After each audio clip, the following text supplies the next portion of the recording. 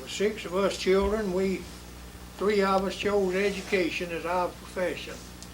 I had 2 older sisters who taught school, one of them 43 years and one of them 45 years, and I taught for 40. The 3 of us had 127 years in school teaching.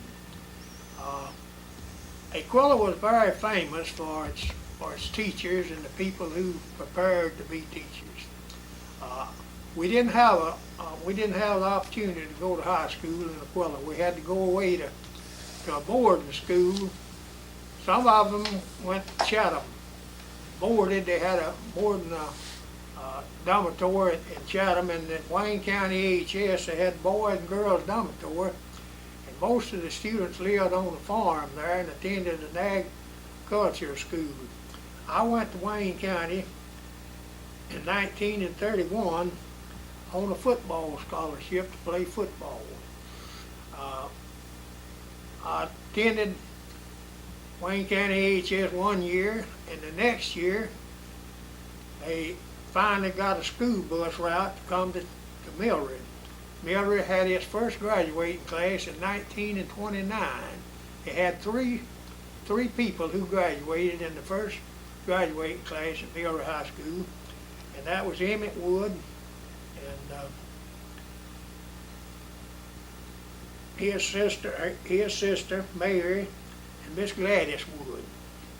And I rode a school bus and come to Mildred and played football here 1 year, and then I went back to Wayne County AHS, graduated there in April of 1933. I attended the first college I attended was Daphne State Teachers College in Baldwin County across the bay. Cochran Bridge had just been built, and at that time we paid, if you rode the bus to cross the bridge, you paid 10 cents to ride the school bus, to ride the bus, Greyhound bus across Daphne, and if you went on a boat it cost you $1. But I went to Daphne State Teachers College like a lot of people in Washington County, students. The Bradley girls, the Brown girls, the Blunt girls, numerous boys and girls attended Daphne State Teachers College. Daphne State Teachers College was abolished in 1940, but I graduated from Daphne State Teachers College in 1939. At that time the school was very small. We had one, it was the old original courthouse in Baldwin County. Was the courthouse. County seat was at Daphne at the beginning, and they moved it to Baymonette. But that's where we went, and we had boarding houses there, and they had an old dormitory that the boys stayed in. We did light housekeeping and did our own cooking and everything. It's not like boys going now and having everything easy. One of us would prepare meals 1 week, and another one would prepare meals the next week. And we went around like that, and we'd pool our money and buy groceries. And we all had to wash our own dishes, and it was a little bit rough. But I was very fortunate. I managed to get a job on top of the hill, they called it, where the post office in the little town was. There was a man there from Italy who landed in New York when he was 22 years old, Mr. Charlie Garisco. He couldn't speak a word of English, but he had a pressing shop. He was a tailor. He made clothes, make any kind of garment worn by people. And right in his shop in Daphne, Alabama, in 1934, when he was doing this, and I pressed clothes for him, and I learned how to press. I still say it and brag about it. There's not a man that ever stepped behind the presser could beat me pressing clothes and pressing no more of them than I could. And Mr. Charlie was a mighty good fellow. His son became mayor of the town over there, and they were very prominent people, and some of their children were some of the top teachers in that part of the country. And in Mobile County, Mayor Garisco was recognized in Mobile County as one of the top teachers. But when I come back home, I had been to school 1 year and 1 summer. And my sister took a year's leave of absence. Miss Theodore Pearson, who was superintendent of education at that time, let me teach for my sister in Deer Park, Alabama. I went there in September of 1935, which has been 55 years now since I went there. And when I got to Deer Park, I had already been down there, and I still say it, and I'm proud to say it, that my two sisters, I have been told many times, was known as Miss Armour and Miss Thelma. They were affectionately known as Miss Armour and Miss Thelma.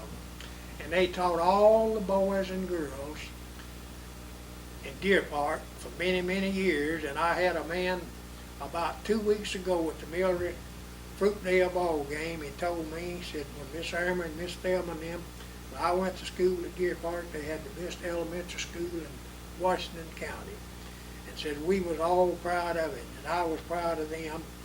And when I went there, I had already been there, and the people down there, my family, called me Jack. And all of their friends called me Jack. My sister's friends called me Jack, and I was known in Deer Park as Jack A.D.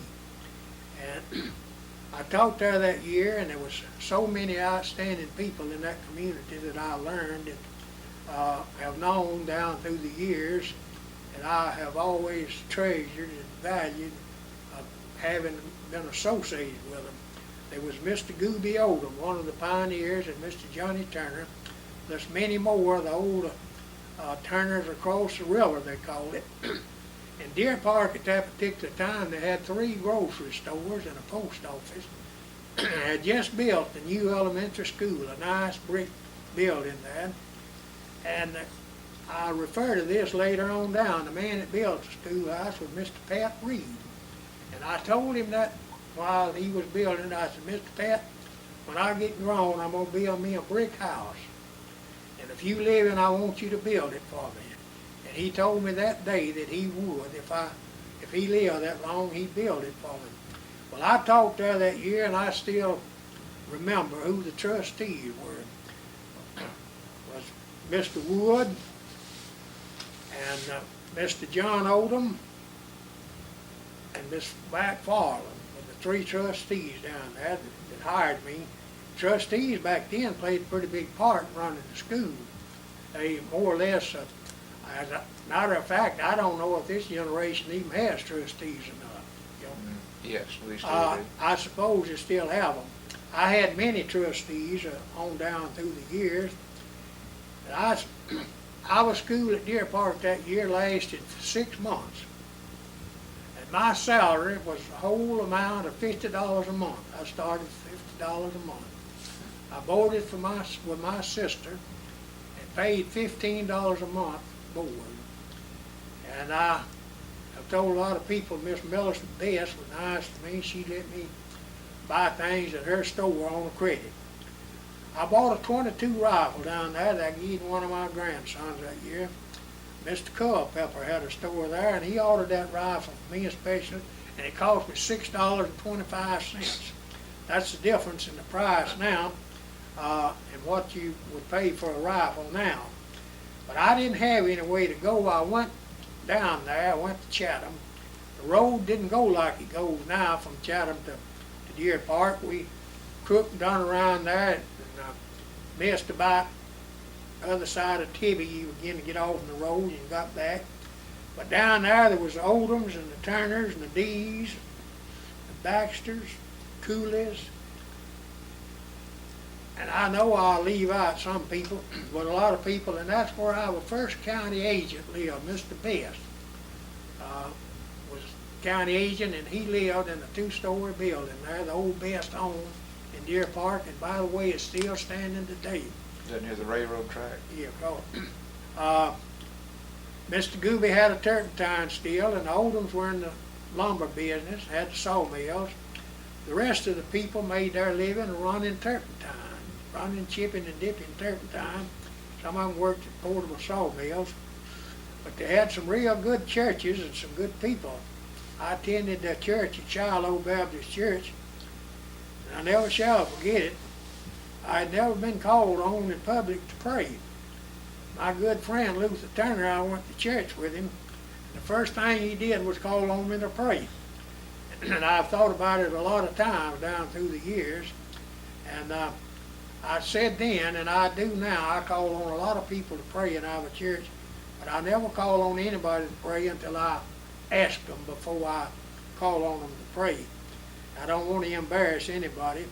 And another thing, we had a little dispute come up in school that year, and had Mr. Pearson down there to have a little meeting with the trustees and the parents. I don't even know what the little dispute was about, but he called on me to sing the Star Spangled Banner, and I didn't know it. I was 21.5 years old, singing, the Star Spangled Banner. But boys and girls are a little better educated along that line now about the songs and singing. But then we didn't have lunch rooms. Everybody carried their lunch to school with them.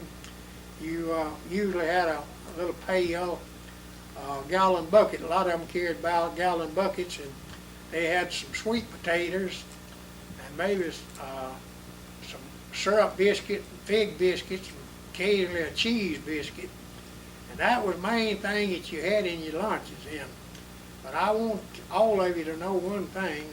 People were a lot more happier then than they are today. Everybody had the same amount, and everybody was accepted the fact, and they were just as happy as a dead pig in the sunshine, as the expression goes. Well, I come home when the 6 months was up. I came home and started my regular chore as a farmer. I farmed that summer.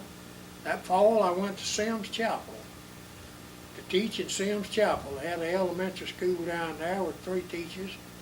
And Mr. Johnny Johnson wanted me to go down there. And whatever Mr. Johnny wanted was the law and gospel and politics at that time. And Mr. Pearson informed me that he was going to send me to Sims Chapel. And I went down there, and there again I met a group of fine people that I've always treasured very strongly.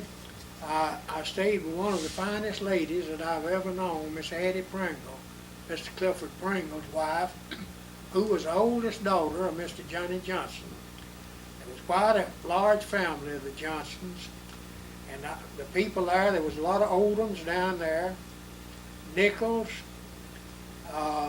Ted Williams and his wife had a store. I believe the lady Mary Ackerman had a little store there, and Ted had one, and one of the Oldham, Miss Mandy Oldham's daughter, McClendon, had a store there, and she kept post office. I want to tell you about a little experience that I had down there. I'd go down to the post office after school in the afternoon to get my mail. And that afternoon I went down there. It was hog killing time. And the ladies was out there. I don't know where the men were, but they had just butchered a hog. They killed a hog and had it scraped. And Ted's wife, the ladies didn't want to ask me if I could gut a hog. They asked me if I could bowel a hog. I told them no, but I could gut the hell out of one. Give me the knife. we laughed about that all the rest of the year down there about boweling a hog. But it was really some great people down there. And there again I learned the difference in the different communities in Washington County. In Aquila we never had a bootlegger. And Deer Park they had quite a few in places. And over in Sims Chapel they had some down there. And they let you have whatever you wanted at that time, and folks down there believed in having good frolics and having a good time. And Lord, I just had the best time down there. Anywhere. The Johnson girls, Maria Virgie Jarman, took charge of me and just carried me about and introduced me to everybody. She was sort of my bodyguard, and when she died, I still thought as much of her as any lady that I've ever known in my life. Her and Leroy Jarman with Miss Virgie, and all of the Johnsons, Bates, and all those boys, little Gordy, and Don and J.B. Jr., that Mr. Johnny's not his oldest son, but one of them, and the Nichols and the Riverses and all people in that Dormans, just numerous people in there, the Stringfellers and the Clarks, Jimmy Clark, the great fiddler, who was one of the top fiddlers in the state of Alabama, lived there then. And he was very famous and attending frolics and playing for frolics and playing his fiddle. I used to go with him to those dances and really enjoyed it. When school was over that year, I returned back to Aquila, to my farm, and was farming, and my oldest brother, T.C., and my father was the biggest farmers in the country, in that part of the country at that time, and we planted a lot of cotton, and my father got sick that spring, and after a long illness died. Well, I returned back to Aquila to stay with my mother to run the farm for her, and we had a school at Aquila then, elementary school there. It hadn't been consolidated, and Mr. Blackwell asked me to mention something other about consolidating the schools. Aquila was one of the kind of early schools to be consolidated. Omega was the first, and then Aquila was the next one that I remember right around there, but Copeland was the last in our community. Cohen was consolidated pretty early, but whenever I went there, I had 3 teacher school there. Of course, I knew all the people there then. I had all the Beasley children, and the Odoms, the Bradleys, the Brittons, Holland Heads, the Cooks, and that our community had quite a few Cocks still left in there, and the Guys. I had the Guys, which most of the people was consolidated in the Millry from Aquila. But I stayed there 5 years at Aquila and stayed where my mother lived there. And in 1942, Mr. Cletus Green, who was a principal of Millry High School and stayed here as principal longer than any other man except myself to ever serve as principal of Millry High School. He stayed 16 years, and he hired me to come to Millry to coach. And I walked in this building when I was 29 years old in 1942. There was 3 buildings on this hill when I walked inside of this building. It was this present high school, which was built in 1937, and it was the last building that was built in Washington County until '58.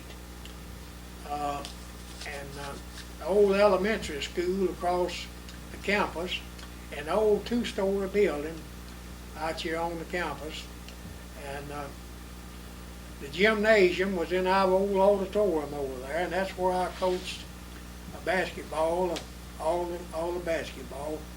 And those were the 3 buildings that was on the hill. I taught. I had Miss Tommy Loper's job the first year I was down here. In addition to being a coach and teaching regular classes, I was the BOAG teacher. And boys and girls, if any of you ever see or hear this, today I walked in this building and I looked how nice, clean and everything it was. Of course, we kept it clean. I had a good janitor. But there's some difference in now and when I was here. We sold Coca-Colas in our lunchroom, our concession store for 5 cents. When we did get a lunchroom, we didn't have one. There wasn't any money. You didn't look for money. Didn't nobody have any money. And we didn't have a concession stand. We didn't have anything to spend it. We didn't have a lunchroom. Our first dressing room when I come to Millry was down under the present building here. finally made it into a biology room down under the building at the west end of the old high school building.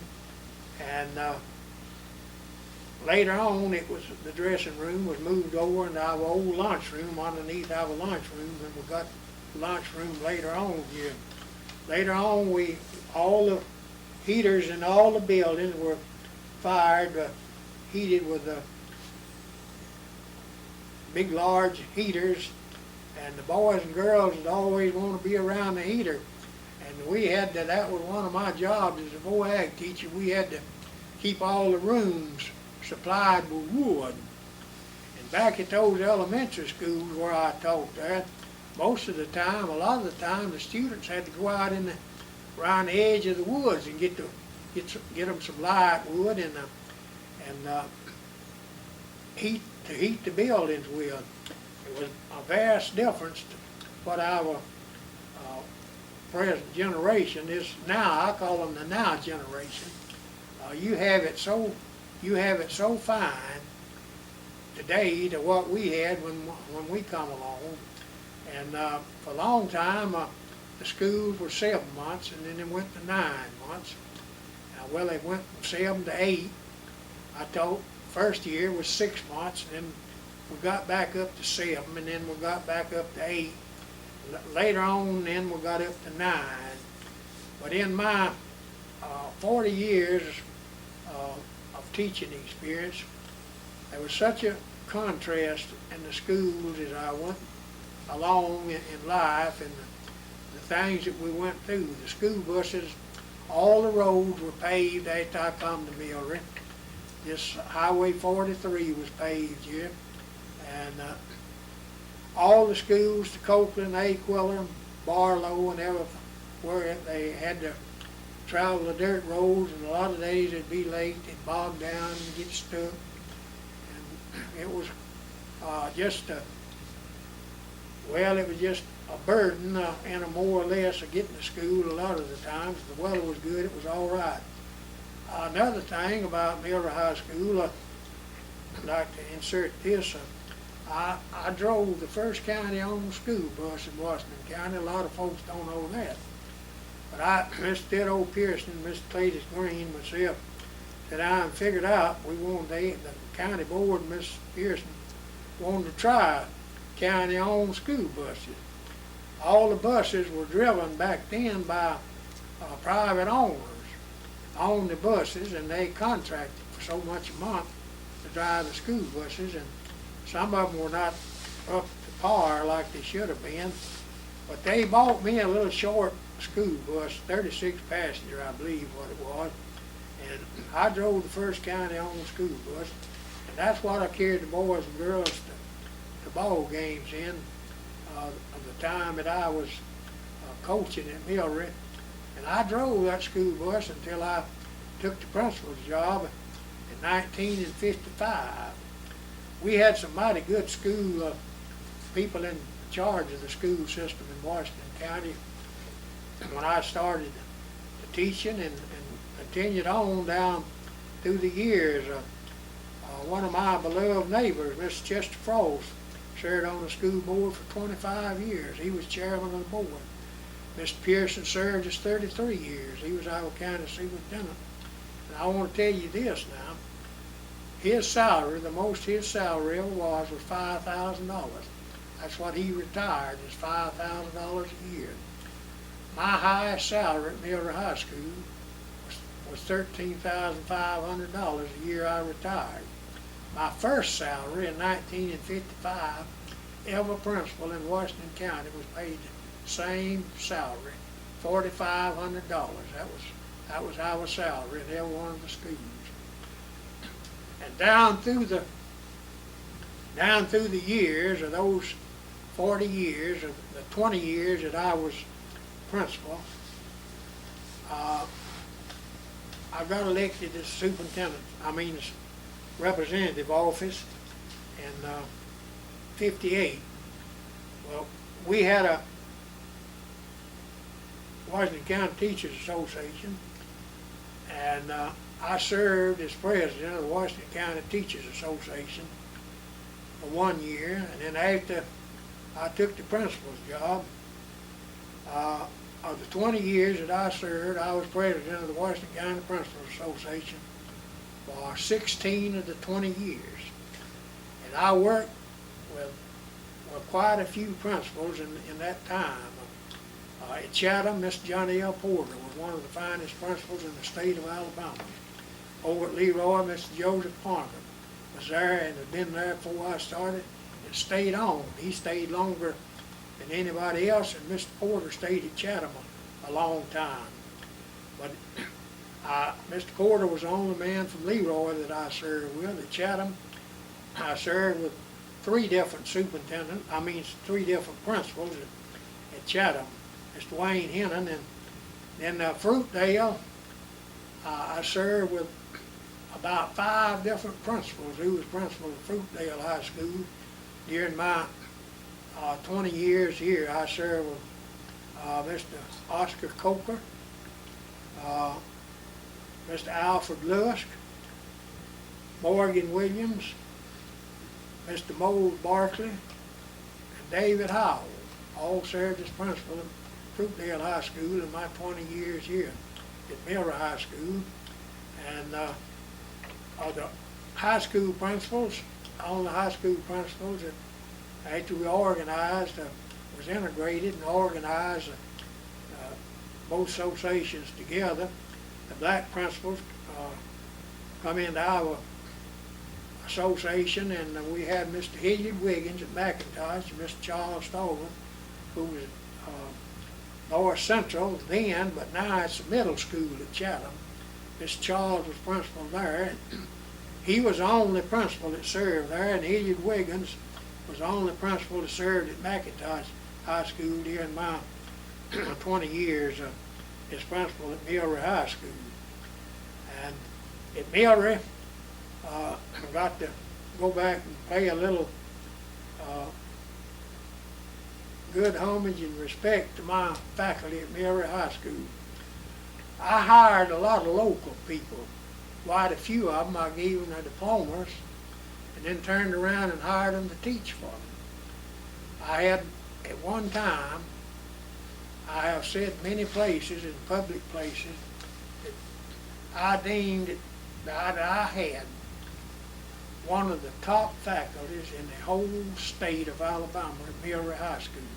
And I told the boys and girls coming back to the different graduating classes, homecoming, of how fortunate they were to have the teachers that they had in high school. I had Miss Linda Wood, who was my first librarian, and she was my English teacher for the whole 20 years that I was principal. She was my English teacher. And then she was my librarian.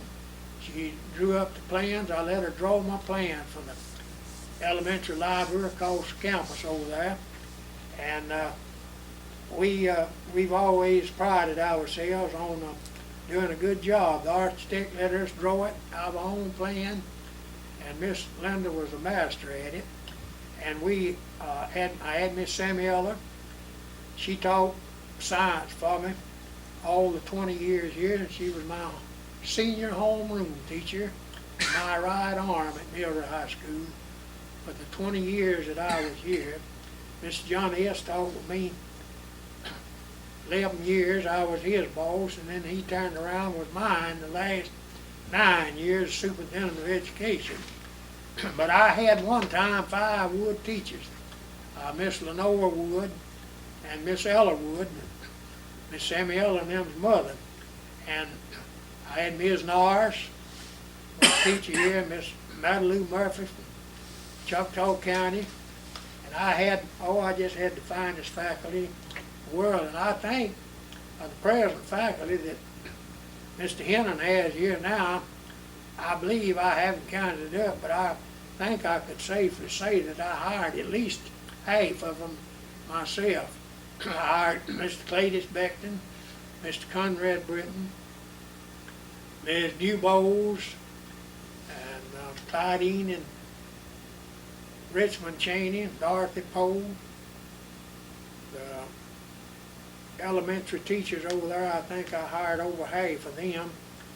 And I think I did a good job, Miss Blackwell. I don't know whether you do or not, but I thought I had some good ones. And I always told people, now I want you to remember this, all of you people. I've always said that local people had more interest in their schools than somebody that you got from somewhere else. Mr. Tommy Loper, ag teacher here now.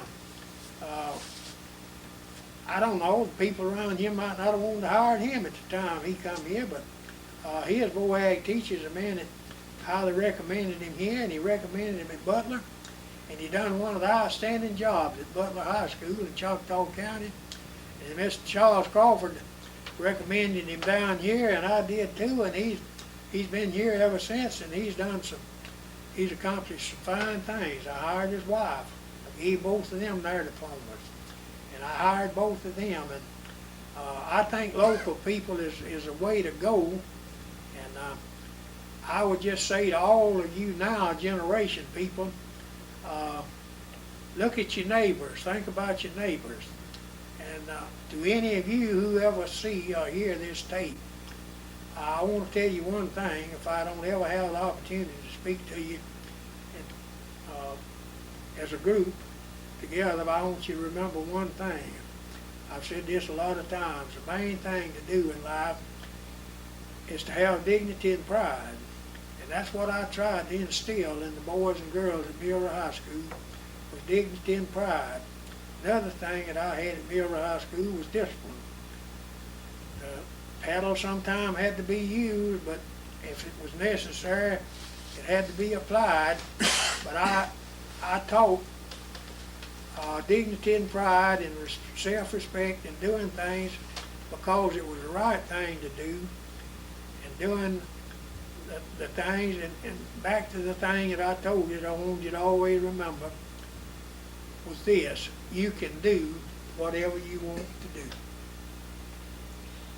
Can you tell us something about the integration period? During the time I was at Milroy High School, we integrated.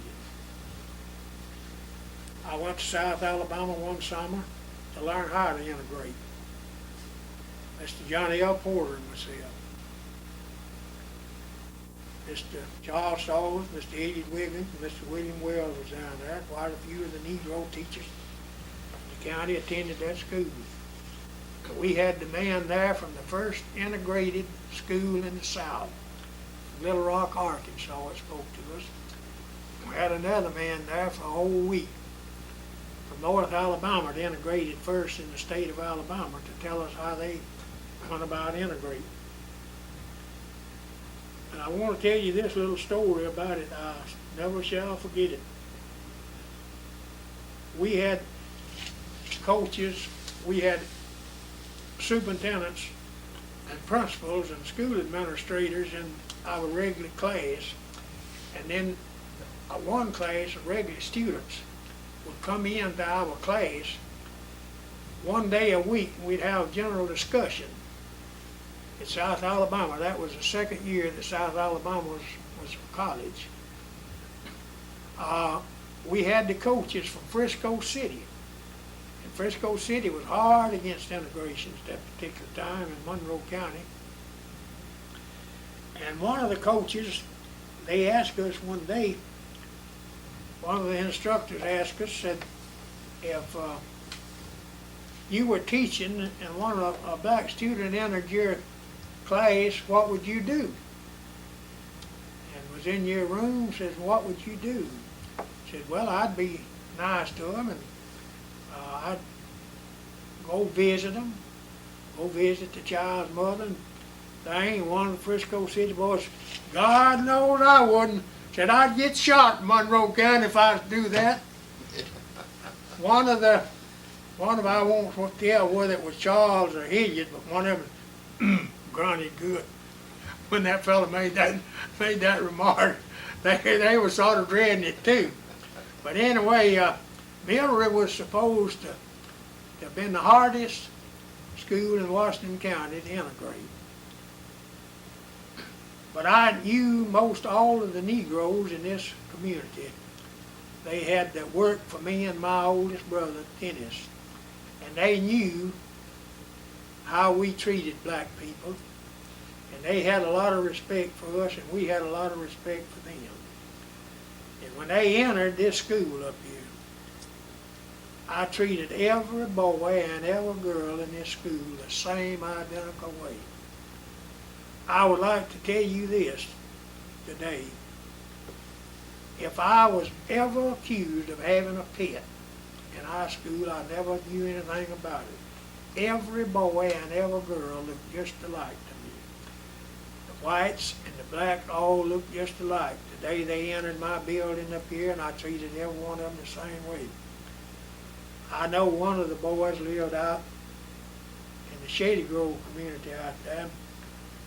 Some of them asked him about me one day, and he said, well, Mr. Britton beat hell out of us, but he treats us right. And that's all you have to do. You have to treat people right and not show partiality, and you won't have any trouble. But we didn't have any trouble. I want to tell you about this experience. I had one of the Daniel boys who I thought was the best black boy that I had in school. And I had a policy that no knives was allowed in school. And about ever so often I'd have a breakdown, search all of them, send all the boys to the study hall, and I'd go in there and search all of them. Well, this particular day I still got the knife in my house. It's a big one of them big old hawkbill switchblades. And it belonged to one of the Daniel boys. I won't call his name, but I thought he was the top black boy that I had in school and least suspected it. But I want to tell you this too now, boys and girls and school administrators and teachers and everything. Don't ever point your finger at somebody too quick. Many and many a time in my experience as principal, and I served in 3 different schools, 2 elementary and 1 high school. 2 times out of 3, the people that you thought was the guilty parties would not be. Would be somebody a lot of times that you least suspected of doing it. So don't never point your finger at somebody until you know what you're doing. And when I took the job here, back to the integration, the school, a lot of the windows were knocked out and a lot of the doors were knocked down, and I built it all back, and I had a policy. If you broke a window pane, you replaced it, paid for it yourself. It didn't take long to stop that. And anything that was torn up, they replaced it. 2 boys messed up showers in the dressing room one time. And it didn't take me about 2 or 3 days to find out who they were. The fathers come told me, said expel them, whip them, do whatever you want to do to them. We're not going to fall out with you about it all. I said, no, I'm not going to whip them, I'm not going to expel them. They're going to put every bit of it back just exactly like it was. I've never had anything else torn up in this school from that day to the day that I walked out of here in 1975. I don't know. Who were your first black teachers? Who were your first black teachers? Richmond Cheney, and Clydine. I had Miss Ruby Nelson, who is head of the reading program, Washington County reading program, was my library assistant, worked in the Miller Library that I have right now, Miss Ruby Nelson. I had Richmond and Clydine, Reverend Lane. I got him from the elementary school. He was my first black teacher that I had, and Johnny Pearl Clark from Mobile, and she was assistant PE teacher, and Reverend Lang. And then the next year, we got our first Negro students that year.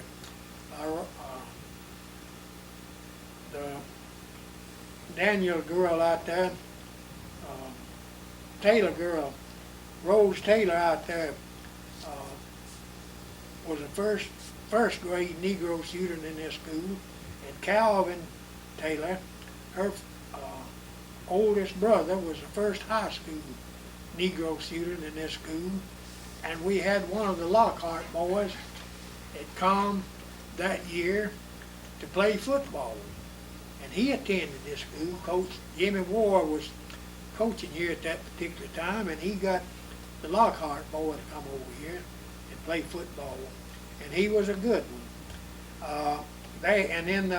Whenever I got the other teachers, I had three. They sent me three Negro teachers from Mobile County, and I got Richmond and Claudine, and I had Ruby, and I got Rose Woodyard, and Mildred Bettis. I had Mildred Bettis from Sunflower, Rose Woodyard from Sunflower, and Richmond and Claudine. I think I had 7 Negro teachers the first year of full integration at Mildred High School is what we had. It was on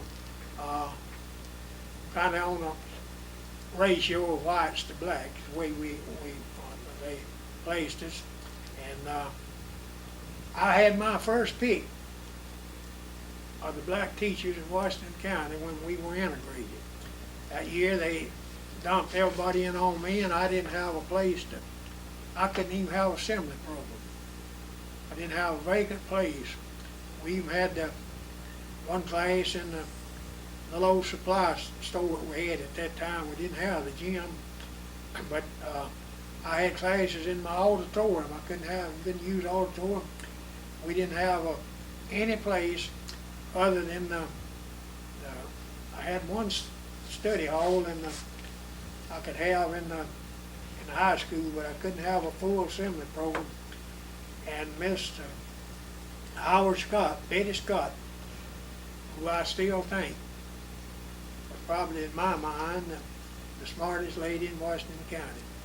I was head of the Title I program, and she told me that when I started to pick out my teachers, she recommended to me who, if she had the opportunity, who she would pick. And if any of you ever hear this, you'll know why some of you were the first teachers here.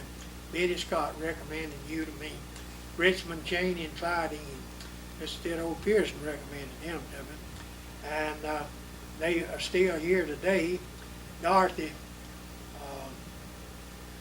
Poe was one of the black teachers that I hired. And I hired one black teacher from the Miller Elementary School up there. Lived down in town down here. Miss Hattie Poole. Miss Hattie Poole was one of my third grade teachers. And I had some good black teachers, and that got along fine and dandy with them. Mr. Cheney today, when I visited, he told some of them, he said, I was just telling my students about you a while ago. I said, what was you telling, Miss Cheney? He said, I tell them, about the time the lady come down here the first day of school, when I come up here, she's going to run me off. Come in the office in there and just got right up in my face. And I said, yeah, you know what I did too, don't you? He said, yeah, you put her right outside the door and told her to go home, and whenever she felt like she could behave herself and act like a lady was supposed to, the door would be open. She could come back anytime she wants. That's just exactly what you told her. That wound it up. Then anybody else come back to run my Negro teachers off after she come down. And I don't think I called her name when I started, but I won't call her name. Did everything go smooth during that time period? I never had any trouble at all. We had organized, and our blacks, I believe, as long as I was here, it was better to attend PTA than our white patrons would. We had, for just a little while, we had a little attitude. It was a little bit different from what we had. They attitude was just more or less sort of hands off. You run it like you want to. We're part of the school, but you just take over and run it like you want to. And I don't seem like the white parents was quite as interested in the school for a few years as the blacks were. But I don't know how it is today. I've been gone from here. This is the 17th school, starting the 17th school since I walked out of this building in 1975. And how old are you today, if you don't mind telling me? Today I'm right young age of 78 years. 78 years old, 4th day of March, 1913. Well, we thank you for taking your time to be on the tape with us. I'd like to mention another thing about Milroy High School. We've had some mighty fine graduates from Milroy High School, and they have accomplished some great things down through the years. We, at one time, in the state of Alabama, we had 3 Milroy High School graduates serving as county superintendents of education. We had, Washington County had 4, but Milroy, 3 of them were from Milroy High School. Mr. Loper in Clark County, and Mr. Woody Napper in Choctaw County, and Mr. John S. Wood in Washington County, and T.C. Britton in Lee County. 4 of them served at one time, all graduates of Washington County high schools, but 3 of them was graduates of Milroy High School. And we turned out a lot of great fellas went on that did some real good jobs in coaching from Milroy High School. And we had several doctors and a few lawyers, some VOAG teachers, quite a few of them, and just some real outstanding people that have graduated from Milroy High School through the years. Thank you.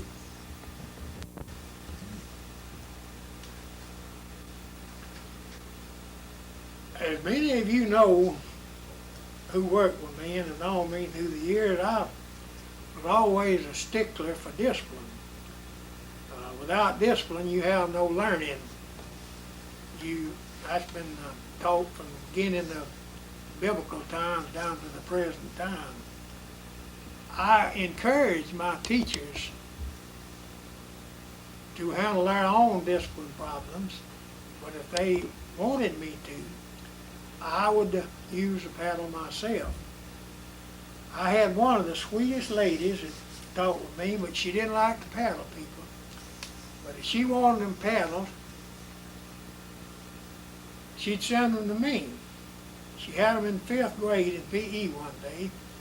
She sent 2 boys to my office and wrote me a nice little note. Said, Mr. Britton, these boys were chewing tobacco in PE class, and said, I think they ought to have a whipping for it. Will you whip them? Well, when I read the note, I could hardly keep from laughing. And I pretended that I was just as mad as I could be.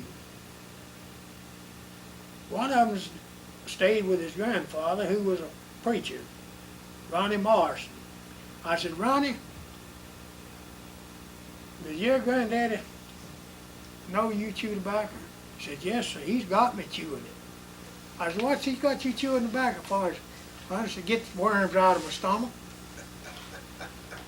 I turned over to Mr. Pearson, Waits' boy, Truman, and I said, Truman, does Pearson know you chewing tobacco? Yeah, he got me chewing it too.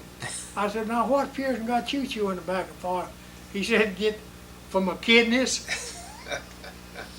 I told him, I said, I'm not going to whip you boys, but don't you never let me hear you chewing tobacco again in that PE class. And what was funny about this thing, after I retired, I went to St. Petersburg, Florida, me and my brother, to watch a bunch of exhibition baseball games.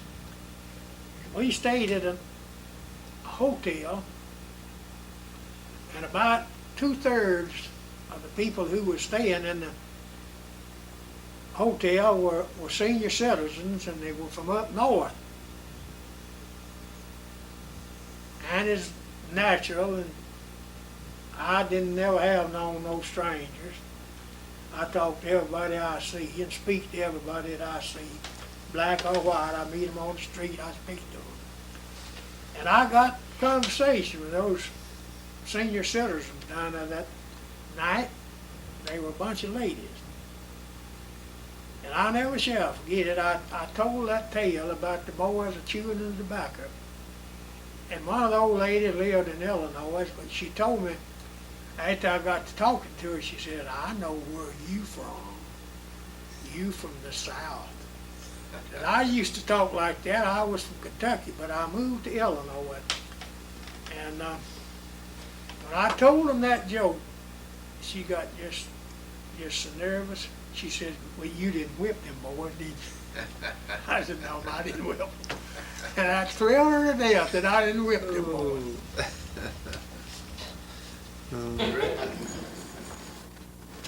My name is Clarence Shell. I'm current president of the Washington County Teachers Association.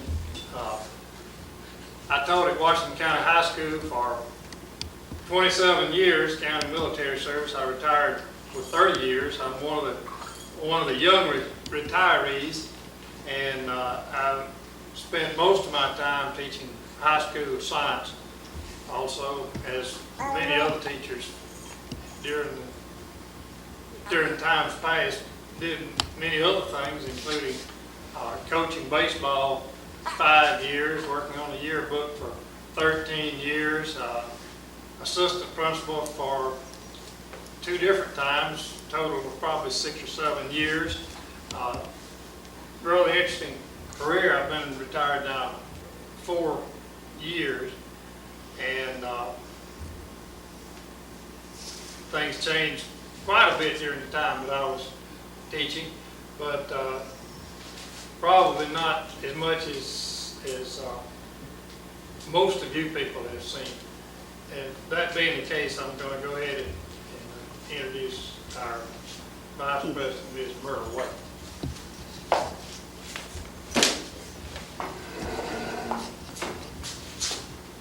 I'm so old, I don't know whether I can remember all of it. Nowadays, I'm trying to find people who are older than I am. I'm 86 years old. Anyone in here older than that? That's all right. That's all right. Anyway, I started teaching in 1927, and my first year was at Bigby, Alabama, and I had grade 1 through grade 6. Then I went from there to Frankville, Alabama, and I don't remember, I think I taught 10 years there, and I had grades 3 and 4. And from Frankville, I stopped teaching school for a while and worked at the welfare department for 6 years. After I left there, I went back to teaching, and I went to Leroy. Mr. Palmer called and wanted me to come and teach school for him that year if I possibly could, and he wanted me to teach 2nd grade, so I went to Leroy and taught school 4 or 5 years there, I forgot. From there, I went to McIntosh, and that was my love. Well, all of them were, all of these places. I enjoyed it, all of my teaching. But I had so many things in McIntosh that I didn't have in the other schools. I had 2 plants down there that were for me 100%. Mr. Frank Barkin was living at that time, and he and my father were friends. And he said, Myrtle, you just name what you want. I said, I know a lot of things I want. and I got all of them. I had new buildings put there. I had, didn't have to ask the state nor the county for one thing, not even for a roll of paper. St. Regis Paper Company furnished me all my paper. They brought it in the first day of school, and they brought enough paper for the entire school. That included the dining room and all the bathrooms and everything. And Mr. Boykin had a portrait made for us, and it was put in my office. And it's there today, and we're real proud of that too. But if it had not been for Mr. Frank Boykin, I don't think I could have done as much as I did. And I thought that I should change the name of that school because of Mr. Boykin, and I named it Frank Boykin School. At first, I thought about it, and I had to ask the trustees, about it. I couldn't do it without their permission. So I called Mr. Purvis Doherty, and I said, Mr. Doherty, may I change the name of this school? He said, what do you want to name it? I said, Frank Boykin. He said, yes. So you see how the people felt about Mr. Boykin. But, he had eyes there too, and he was interested in the community. And he wanted us to have the best of everything, and we had the best of everything. Because I never get without a question that I can ask for something. Who told me this was Mr. Palmer. He said, well, you can ask for more than any person I ever had in my school. I said, well, I need all these things, and I'm going to get them some way. He said, well, go after it then, girl. And I did. But that was one thing that I wanted everything that children needed in school. And when I saw those needs, I went for them. And I enjoyed my teaching, and I think I have formed a lot of friendships through my teaching. I liked all the people. In fact, I'm going to change that word. I loved all of them. Right. Because that's the greatest gift that God gave me, was love. Sure did. What year did you retire? I retired in 1971. And I was the first teacher in Washington County to go to the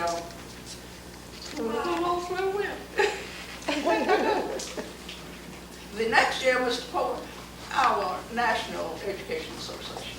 I was the first one that went, and I went to Pennsylvania, Philadelphia, Pennsylvania, and stayed. It lasted a week, and they gave me $25 on the trip, but I couldn't make it all during But I came back through Washington and spent a week there also. But I thought it was an honor that I had the privilege of going as the first teacher. But after then, Mr. Porter, when I came back, Mr. Palmer told me, said, now, Myrtle, you're going to have a program this time. He says, none of us are going to take part, and we want to hear about that trip. I told him about my trip, and Mr. Porter came to me and he said, I want to tell you something. We're going to do something about that. And he chartered a bus and took a bus load. And did any of you go on that bus? I asked Nellie, and she can't remember. Mr. Pearson, we sent you. You remember that? And you went one year. But a bus load went from here at one time. Do you have a question you want to ask? Any of you? How many total years of teaching? You'd be surprised at this. 17. See, I quit and worked as a welfare part. And then part of the time, I didn't work. Any other questions? What about your family? Can you name? My family? Well, my husband's dead. I have 3 living sons and 1 daughter. They're stepchildren, but they don't know they're stepchildren. 2 of the boys don't even remember their mother at all. And I'm proud of my family, very, very proud of them.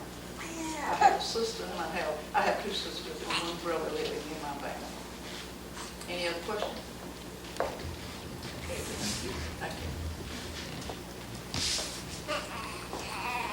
I'm on beach. I know how the beach is way out of South America because everything else is signed alike now. Well, you wish you had. And my mother was Ella Stoker Howell. My father was James Rufus Howell. And I'm the oldest child of a family of 9 children. 4 brothers and 4 sisters. And we grew up in the Hobson community. And I rode a bus to the Washington County High School where I was graduated in 1927. And I was so determined I was going to college, and I didn't know how in the world I was going to go to college. You know, you didn't have a whole lot of money to spend then to go to college. And I knew if I ever got to go to college, I was going to have to work my way through. That's exactly what I did. So I started out by listening. Mr. C.C. Smith was superintendent of education, and he took a great interest in me for some reason. I don't know why. But he just was the cause of me getting a college education in a lot of ways. Because he called me one day when I was in high school. He says, I want you to come over. You're being graduated from high school now in a few days. And we're going to have a state examination for teachers. And I want you to come over and take it. I think you can probably. I said, do you think I can do it? He said, I think you can. He said, but you come try. And I went over and I tried. And I tell you, I tried 2 whole days from daylight to dark just about. That was hard. I couldn't even pass it now. And I worked as hard as I ever worked on anything in my life. And I think the good Lord just had a hand in that. I wanted to pass it so much. You know, I passed everything. And he says, now you got to have a little school to teach. So he sent me to a little one-room school for Cooper Taylor. You might know about this. The turpentine works or something, I don't know. Anyway, it was up from St. Stephen's, way up in the woods. And so I went up there, a little one-room school.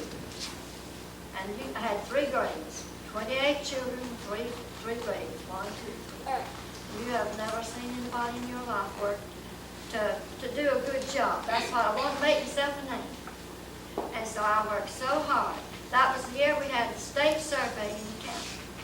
You've never seen such a pile of stuff to fill out in all the days of your life as I got.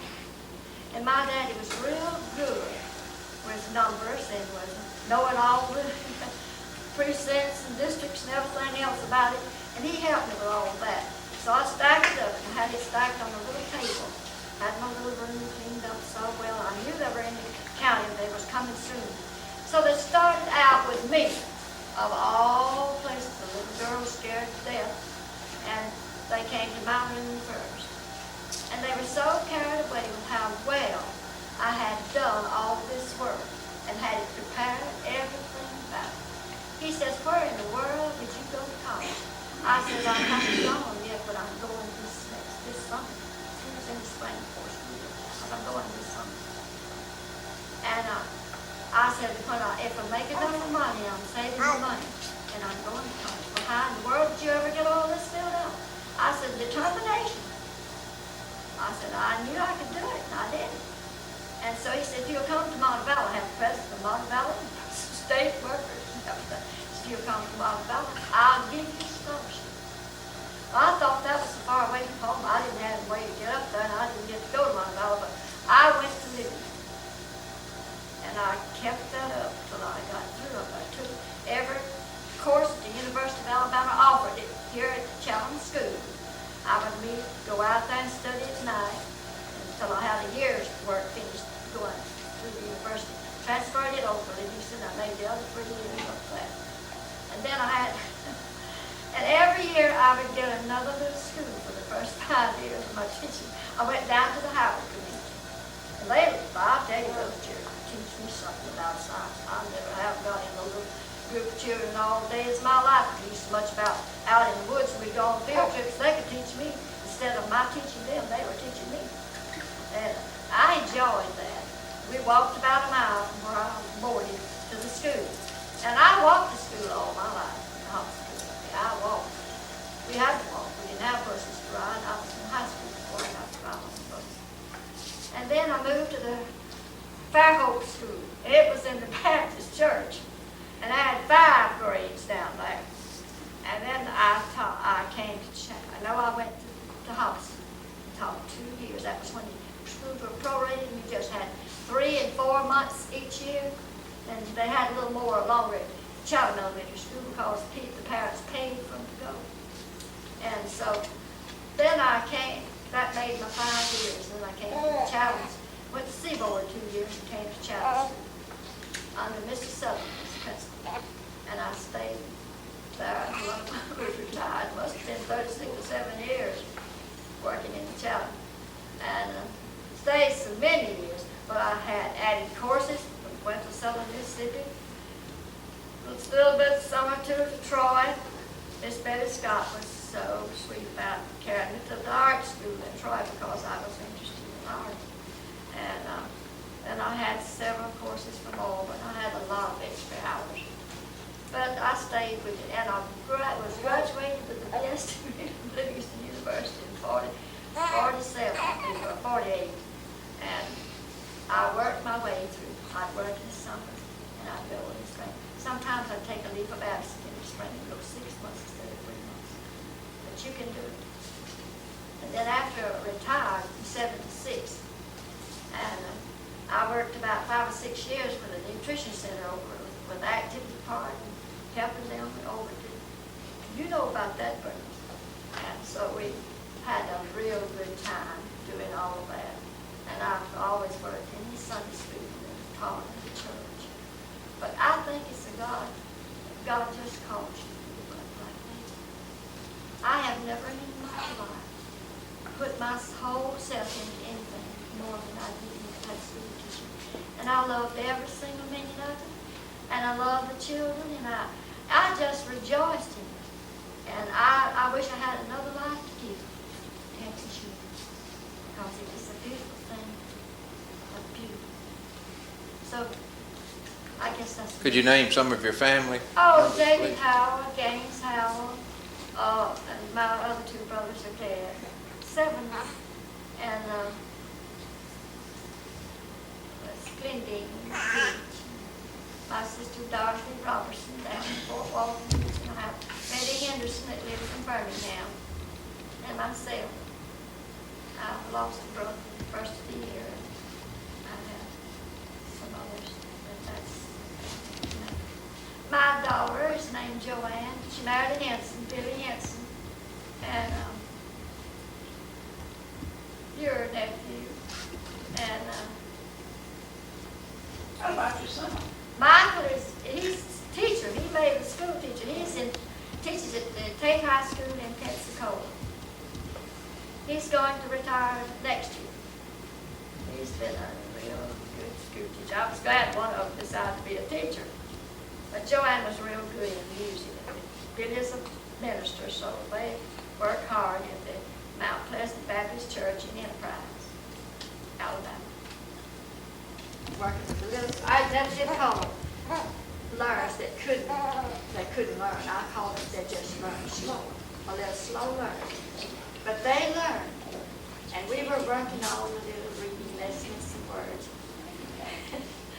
Henry Ross was sitting by me. And he said, and little Donald Turner couldn't talk very plain. Neither could Henry Ross. We read his part. He looked up at me. Took his sign and said, Henny, he couldn't talk. Henny can't talk. He said, he's called that Nick. Penny. He says, it's not Penny, it's Penny. It's like to tickle me to death. I had to hide my face for the moment.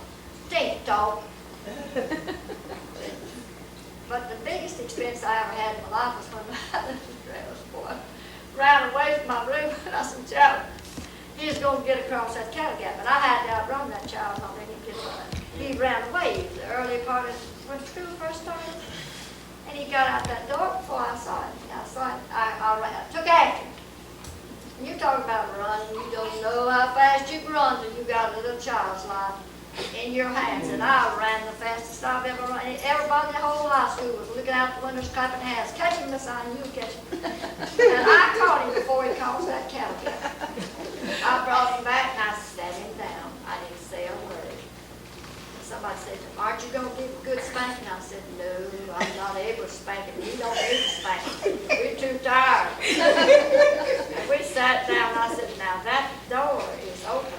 And I'm not going to close it. When I got rested a few minutes, I said, I'm not going to close that door. I said, you better not go out there. You know I can catch him. Don't you go out there anymore. He didn't go out there anymore. He laughs about it today. Mildred Lucille Fields Bettis.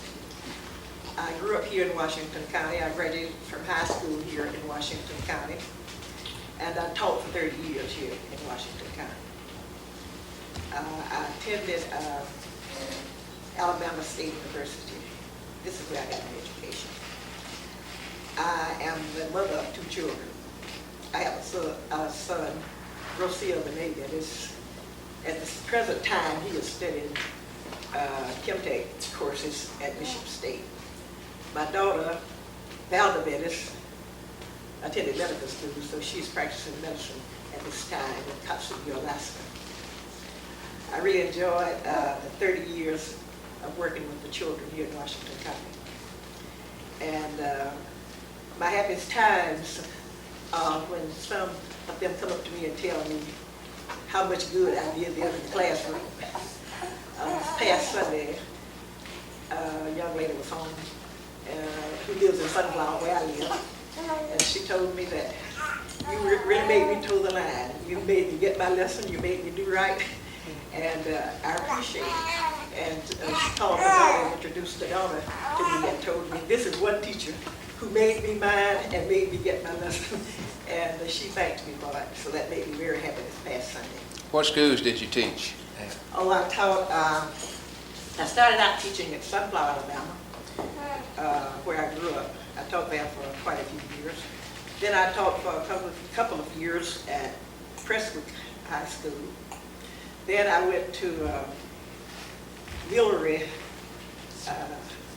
High School, and I taught with Mr. Britton, the man that I said the best principal that I ever had.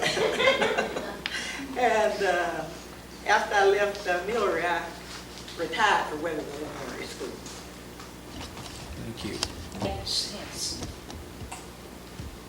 And I was a school teacher for more than 40 years, but I was out some of the time and got credit for 37 and a half years. I went the first year in high school was here in Chatham, Washington County High School. Stayed in the dormitory. I was in the 8th grade then. Then the next year I went to Sidney Lanier High School in Montgomery.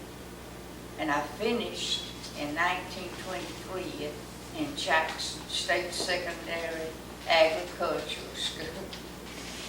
And the first, I went to Montevallo for 2 9-month terms. And after I finished there, I taught at Millry for 1 year. Then I was out a year and came back and taught 2 more years. And from Millry, I went to, I think it was Deer Park. Anyway, I taught, we didn't have teachers' tenure at that time, and we didn't know from 1 year to the next where we would be. And I taught about 20 years at McIntosh Elementary School, it was then. And I retired at Wakerville Elementary School in 1984. And I was 89 years old last month, 29th June. And I enjoyed my teaching. I really love children, and I have seen many changes from the time I started teaching to the time I retired. When we started teaching, we didn't have any electricity and no conveniences that we have now. And it's a great improvement over what it was when I started teaching. Did you name some of your family? I don't understand. You'll have to speak louder, I don't hear. Could you name some of your family members? Well, I had 4 brothers. The first 2 oldest brothers were in World War I. And I had 2 more brothers, but they're all dead. And I have 1 sister. She was a teacher. She's 93 and a half years old. She's still living. Who is she? Laura Hudson, Leroy. She lives now. That's about a year, and I really enjoyed that trip. little girl when I was living in Barlow Chapel. My daddy came from Georgia, met my mother, and married, and he had 5 children. There was Nellie Clark, she married at Clark. We were all Joneses, H.B. Jones and Maggie Jones, mother and daddy. My sisters was Esther Jones, she married Scarlett. Nellie Clark, she married Foster Clark. Nellie's dead. I had 2 little baby brothers that died when they were infants. So we lived together, mostly 3 girls, mother and daddy. We all very poor folks back in these days. What we usually had to eat is what we made a farm. But I went to school at Barlow. When I finished there, they sent me to high school at Britton, Alabama. We had a preacher come to help meet at our church in Britton High School. Dr. he called it. I can't remember the name of it. Anyhow, I came back and went to Livingston finished at Livingston in 1933. I taught my first year at Layton Hill. Miss Mabry Ferguson, she and I taught first, second, third grade. She taught 4th, 5th, and 6th. I only taught that 1 year. The next year, I taught it to Dearborn Ford. There was no other teacher there except me. And I had 1st, 2nd, 3rd, and 4th grade. 1 year I had 5th grade. I taught there 5 years. I married while I was at Dearborn Ford. I married Jack Dillon. I had 2 children, Mabel Dillon and Jackie Dillon. Jacqueline Dillon. We call her Jackie. Jackie was a teacher at Miller for years, and Mabel taught school. She retired, moved to Farrell, Alabama. And Jackie taught at Miller High School. My husband's name was Jack Dillon. We lived together like 4 months, been 57 years, and he passed away in 1992, in April 1992. And I was only teacher at that school that year, so that was a pretty good job for me to start teaching 5 grades in 1 year. But I did pretty good, I guess, got along pretty good. After I left there, I went to Miller. They moved to school to Miller then in 1940. And I taught at Miller from 1940 till 1970. I taught the 3rd grade mostly. Some days, one time, they put me back to 2nd grade, and I had to teach the 2nd. The next year, they put me back to 3rd, and I taught the 4th year. But mostly the 3rd grade, I taught at Miller.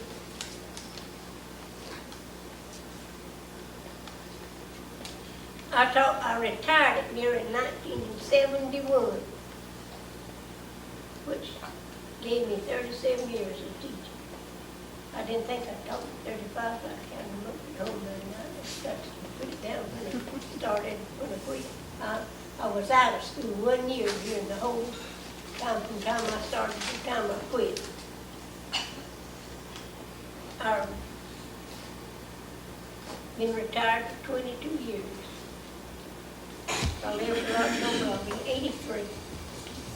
Okay, you ready? My name is Joe S. Fields. I'm from Sunflower, Alabama. I grew up there. Kent Elementary School there at Sunflower. My senior high school was at McIntosh, and someone mentioned about walking.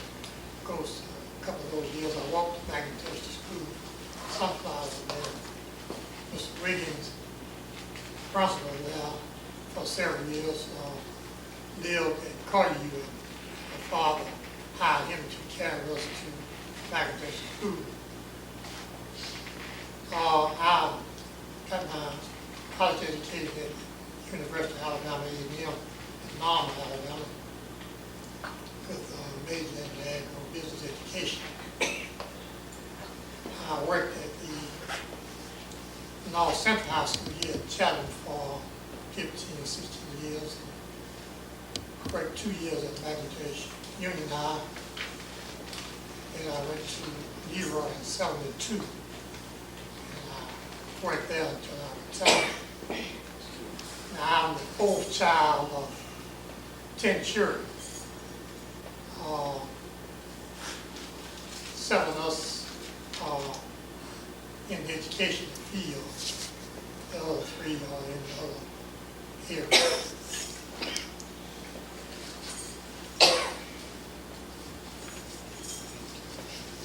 Maybe,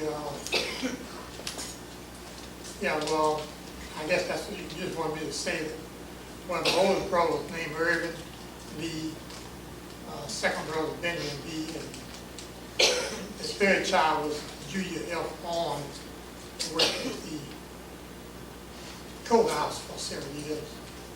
And Ella Bettis, who was here, Robert Fields, Norman Lee Fields, James Fields, Maureen Fields, and Leo Frederick Fields. Those are my sisters, 7 boys and 3 girls. I worked a little more than 30 years with the school system and enjoyed it very much. And in my last 10 years, 11 years, I got to get into agribusiness education, which was my major concentration. I retired from the Leroy High School in '88 and have agribusiness teaching that I enjoy very much. Are there any questions on that? You have any children? I have 4 children. All 4 of my children finished from Leroy High School. And all attended elementary school here in Chattanooga, and they all finished from Leroy High School in Leroy. I am Ella F. Bettis, lady with the sunflower, and I've been in Washington kind of all of my life. I'm one of those who did not leave. I'm a offspring of Benjamin B. Fields Sr. And my father was named Benjamin B. Fields Jr. My mother was named Thelma Belton Fields. She was also a native of Washington County. She taught school in Washington County. She was determined that her children would go to college. Even though she was making about $40-something a month, and she decided to send 3 of us to Alabama A&M. She wrote the school and told them how many children she had. And she wanted us to go to school, and she wanted them to give us work, and that's what they did.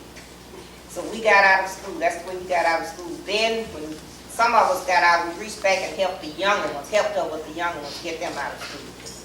So that's how her children got, all of her children went to college. All of them didn't stay and finish, but all of them went to college. That was her determination. I started off in a 1-school room, which was a field school. And then I finished my high school education in McIntosh. And my college was done at Alabama A&M, and I got a master's degree from Tuskegee Institute. I started teaching at McIntosh High, and I taught there for more than, well, almost 32 years. I lost some time having children. And I retired with almost 32 years from that school. I started teaching under Mr. T.B. Pearson, who's here now. And my principal at that time was Mr. H.H. Wiggins. I was the first home ec teacher at McIntosh High. And Ms. Waite was saying that she was able to get everything she wanted. I was not able to get everything that I needed. But I learned to teach with a little bit. And I'm very proud of what I was able to do with my students and what they were able to accomplish. I've had some to come to me and say that they appreciate the time that I took with them. And we didn't complain about what we didn't have. We used what we had. That was our motto. And we tried to accomplish our goals. I have 4 children, 3 of which are out of college, and 1 I hope will be finishing soon. I have a daughter that's stationed in Italy with her husband, and I have 1, but the other 2 are in Alabama. I think that's the end of mine. I married someone from Mobile County, and so he's not a native. He wasn't a native of Washington County, but we living in Washington County. What year did you retire? I retired in May of 1980. I have a question. Just wasn't any funds. I did ask him to be a Why didn't you get it? Well, see, I didn't know how to go to these outside other people like you did. My name is Fritz Eugene Shell Jr. My parents were Fritz Shell and Bernice Henson. I'm married to Penny Coley, who was born and raised in Moundville, Alabama. We have 2 children, Fritz the third and Keith Coley Shell. I taught most of my years in Washington County. I taught 9 years in other parts of the state of Alabama. I retired with a total of a little over 31 years. Some 20 years I was a band director. Most of those years was at Mulberry High School, and of course Mr. A.D. Britton was the principal. And I have, as others have said, he was a good principal, and I've said that behind his back too.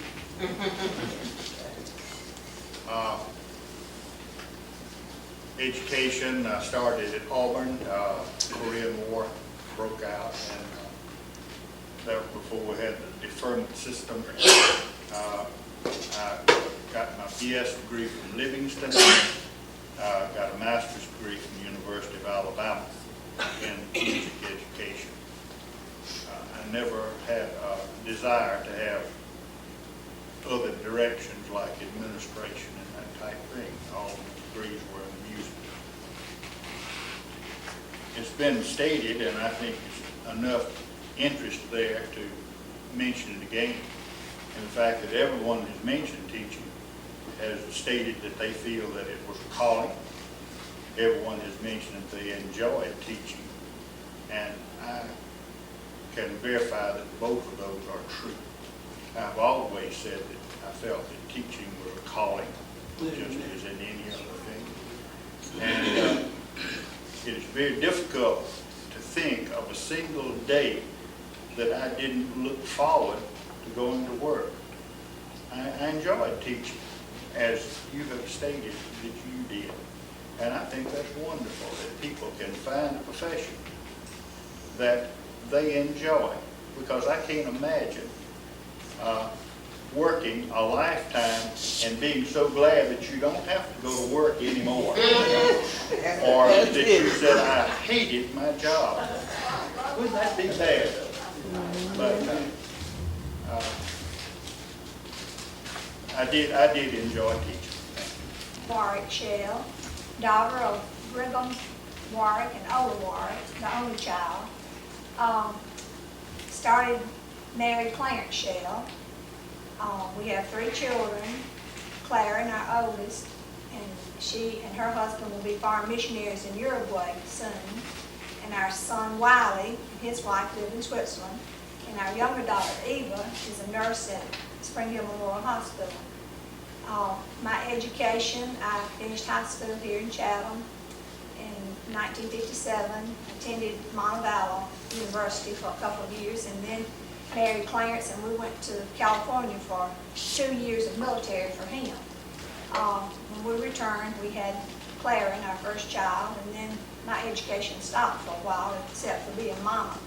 And then as we progressed on, when my son Wiley was old enough to attend kindergarten, we didn't have a kindergarten in Chatham, and Clara had attended kindergarten, and I just felt it was necessary for him to have that opportunity too. So I got involved with private kindergarten in Chatham Baptist Church and taught there for 10 years privately.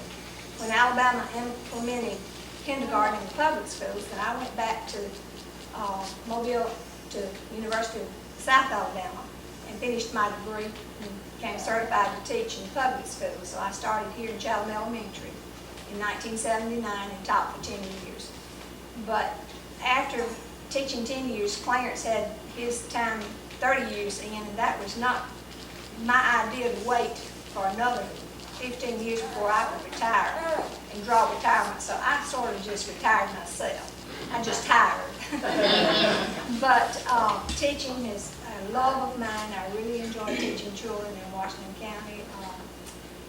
There's nothing any more precious than a little 5-year-old coming in with enthusiasm to learn and giving you the opportunity to guide them. And it was a wonderful experience, and I truly enjoyed it. I'm kind of like some of the other teachers though. There were things that we would like to have more of, and maybe we didn't know to just ask, be persistent. But I think that's something we need to pass on to younger teachers is if you do have needs, don't stop. Keep on keeping on until you get the things that you need for the children. I'm happy to be here today, and I'm happy that my daughter-in-law drove me over here today. So my name is Ella F. Wiley. I was a native of Sunflower, and I am one of the 16 children.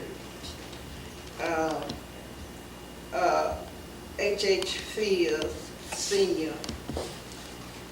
was my daddy, Virginia, and Amanda Fields. So out of Janie, which was my oldest sister, passed. My brother Robert has passed.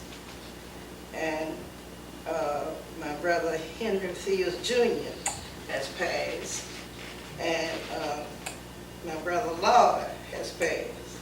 So I'm thankful to still be among the ones that's alive. I told you I might get away. I couldn't even say anything. But anyway, I am married. Been married for 45 years to John Wiley, and we have 3 children. John Edward Wiley, Jeremiah Wiley, which that's my wife, his wife back there, and Anna Marie Flat. She is 42 years old, and she's a nurse at Census Hospital. And all of them are doing very well. As I said, Jeremiah Wiley is a foreman at Cedar Garden. And the oldest son, I would say a jack of all trades, if he would keep his head straight long enough. But he could do most anything. All right, my schooling started, as I heard Sister Betty say, there in the community of Sunflower. In the Fields, we had a little school that named the Fields School. Did anybody go there but the Fields? At that particular time around in that community, because there was a large number of Fields. That's practically everything that was there was the Fields in that community. Because I believe we had about 25 one time. And my late aunt taught her, and she really did a wonderful job with us. And when I left there, I came over here and lived with Reverend and Sister Massey. And I went over here a few years. Then I went back home, and I went to Wilcox County Training School for 1 year. Then Papa was very sick, and my sister didn't let me go over that next year. So I went to McIntosh, and that's where I finished high school under the leadership of Professor Wiggins. And then when I finished that, I left there and went back to Mobile to my sister, and I got a job over at Spring Hill College. And dusting books and sweeping, $15 a week. And that was very good. I saved that money to go to college for 1 year. I went to Bishop State down in Mobile for 1 year. Then I went on to Montgomery for the summer and got my limited elementary certificate. And I began teaching. Well, my aunt carried me to Mr. Pearson and asked him to hire me, Betty's brother, Aunt Clara. And he gladly accepted me. And the first year, I went up to Cartier, called Wagoville, down, and I taught. It was 3 teachers there. It was 6 grades. My aunt gave me the first, second, and third, and she taught the others there in the church with a petition between us. But anyway, we was able to teach those children and give them the education in that particular field that they really needed. All right, the next year, I got a move to Carroll. And after going to Carroll, I never did leave Carroll. I got married, and that's where I am today, right there in Carroll. They call it Paul Bayou. That's a pretty good place. All right. And I taught there for 3 years, 1st through 6th grade, just me. But you know, at that particular time, one person could do more with all of those grades than looked like we were able to do with just 1 grade. Because they looked like to me they were just interested in what you taught them, and they did all they could to grasp or to be smarter than the next one. All right? Taught there for 3 years. All right, I went on to Macintosh. And my daughter was born that October. And I stayed home until the new year came in, January. So I went on up there and I taught the 4th grade for about 20 years. Anyway, I taught from the time my daughter was born and entered school and graduated. I taught right there under Mr. Williams, about 20 years. Then I went to, I was sent to Millery under Professor Britton. And as I has heard everybody else say that worked under him, he was tops. And I enjoyed working under him. And then they transferred me back to Boykin. I taught there, I believe, for 7 years. And I retired in 1979. I taught school 31 and a half years. And I enjoyed it. I enjoyed it very much. And This is my time, right? Okay. I would imagine when you hear my story, you'll say this is a question, yes. For being associated with the Washington County School Board. It started in Georgia. I did. When I think of what we're doing here, I think of a ball game. You got to touch all bases and make a home run, right? Okay. That's how I started to begin and go around. I was born and reared in Coppell County, Georgia, June 13th, 1915. I was a member of a family of 6 children. I had 1 brother, 3 years older than I, 1 sister, just a few, well, about a year and something older than myself. And then I had 3 sisters younger than I am. My only brother was in the Second World War in the medics. He came home.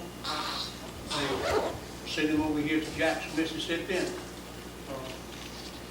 let him get out because he had ulcerated stomach. They discovered this after he got in. some 2 or 3 years after this. Came back to Montgomery, began to work with the Veterans Department there in the Veterans Hospital. And then he married a nurse. And that's just another long story. But anyway, he got killed accidentally. A drunk man ran over him. He was an alcoholic himself. A drunk man ran over him and killed him. But my oldest sister worked in a hospital in Americus, Georgia. And then later the baby girl, mother wanted to be a nurse when she was growing up. The granddad thought it was something below the dignity of a woman to work with male patients, so he wouldn't stand for it. But when my baby sister was in the hospital having her lungs drained, she was 9 years of age. Mama went out, came back in, she said, I know what I want to do. She said, what do you want to do? I want to be a nurse. So that was it. And she got her degree in nursing, working in Montgomery with the Catholic Hospital. And then she became a nurse fully and worked under Dr. Stabler and his sons and so forth in Greenville, Greenville. I get those two towns mixed up. Butler County seat anyway. And Mama lived to be 96 years of age and she went home to glory. My baby sister became the head nurse in the hospital in Georgiana until she began to get into a little politics with the councilman, and she got too truthful and they fired her. But anyway, she's working in the rest home there in Georgiana now. She lives within holding distance of the home. But I married in 1939 an Alabama girl, Nell West. She's born Nell Prize. We had 5 children. We had 2 boys, 3 boys, and 2 girls. John Forrest was the oldest one. He got killed in a truck wreck down in the edge of Mobile several years ago. The second one was Paul Bryant. He took his own life February the 12th of this year. I told you about this. And incidentally, 4 months and 1 day, which was on my birthday, June the 13th, his wife died of cancer. But the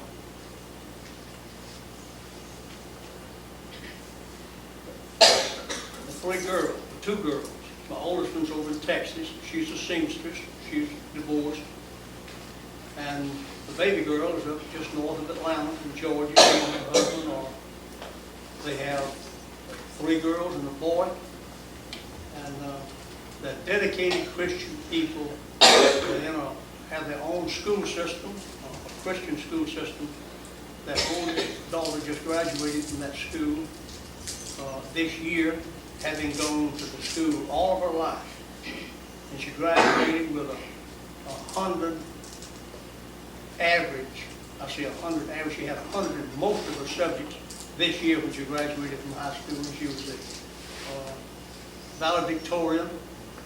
And they gave her, I don't know how many thousands of dollars scholarship to go to school wherever she wanted to go.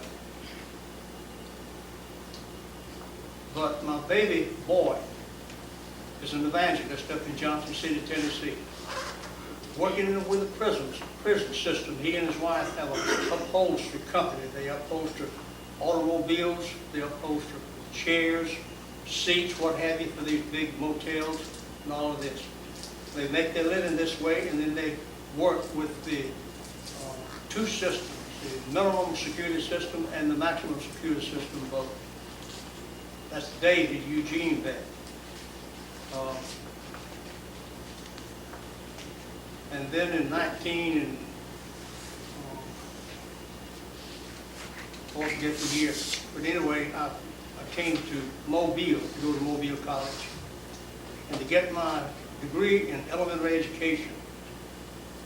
I had been fired from 3 churches because I preached the gospel, and the people couldn't take it, and they asked me to leave. I felt no resentment. I still pray for them because they did what they felt was right. I did what I thought was right. But anyway, I was the oldest student in Mobile College, to my knowledge, when I graduated in '73 with a BS degree in elementary education. While I was going to school, I put in my application, Barton Academy, went back 2 or 3 times, and they said, Mr. Beck, you'll never make it. You're too far down the list. I said, why didn't you tell me that to start with? I came up here and talked to Mr. John Woods, and he said, I have just what you want. I have 3 openings over in McIntosh, Alabama. And he said, I don't know whether you want it or not, but I'll tell you, we have 3 ethnic groups over there. I said, tell me about it.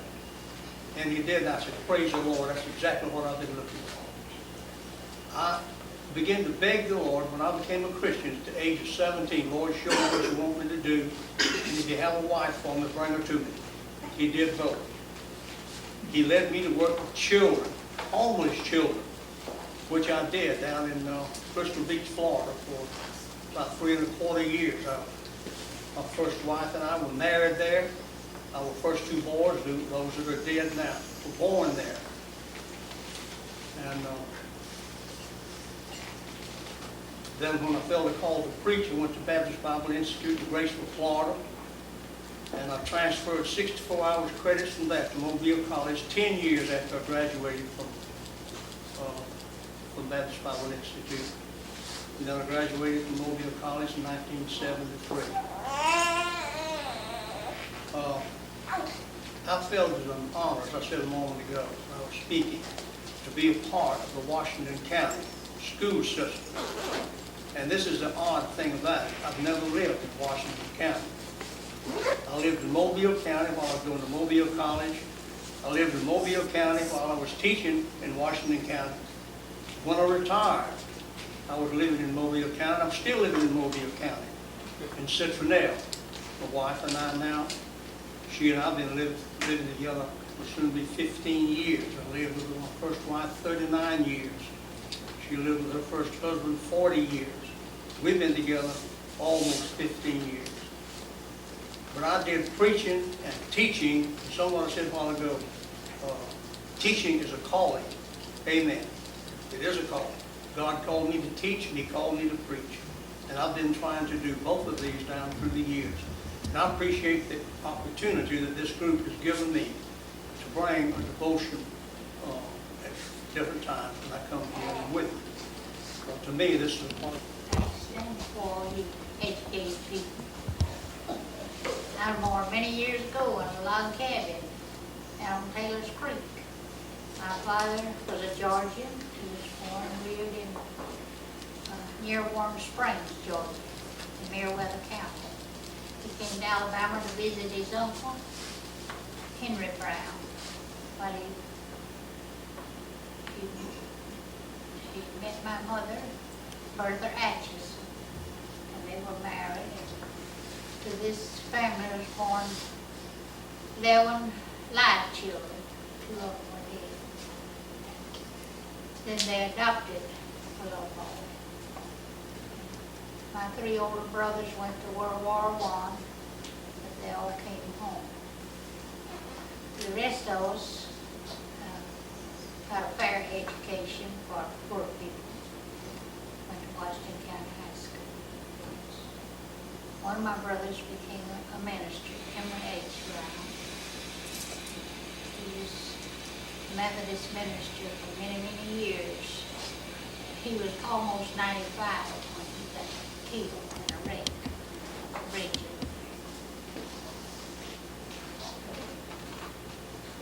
With the adopted boy, there were 7 boys, 5 sisters. I don't know where I can name all of them now. My oldest brother John, then Tom, Grady, Emily, and the little boy that died when he was 2 was Jake. Then came out, there were 5 in a row, 5 boys and 5 girls. Belle, she was a teacher. My sister Hattie was a teacher. Then I was a teacher. Pearl was a teacher. Mary was a teacher. Then 2 more boys. Wesley, he was a teacher.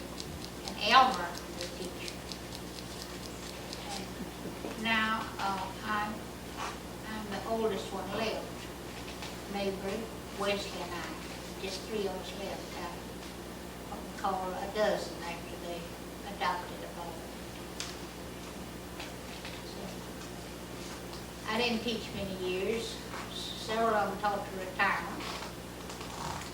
Hattie and Pearl and Mabry all taught to retirement. And Wesley and Elmer taught till they retired. I taught a few years, then I married the boy in Scarborough. Then I taught 4 years after I married. I just became a housewife and mother. We had 3 sons. And I've enjoyed the teaching business, but I enjoyed my home and my family. And I worked hard getting to each place. I was a great gardener. I loved to garden much more than most of you men did. My husband couldn't plow much when we married. I taught him to plow gardens. We raised lots of vegetables. Back in those days, we had no way of keeping them on through jars. I could can 400 or 500 jars in a season. And in the winters, we lived off of canned vegetables a lot. He was a logger. He worked in the logging woods. We were married 57 years. He had a bad stroke and passed away. I live alone now, and I'm almost blind, but I can see out of the sides of my eyes. You know, I can't read anything, can't look at television. The Lord has blessed me to be able to live alone. I've always lived in the same community in Barlow where I was born. I've had a great inheritance through my parents. I hope that I can leave a little for the rest of the journey home. I was 90 last Sunday. All right.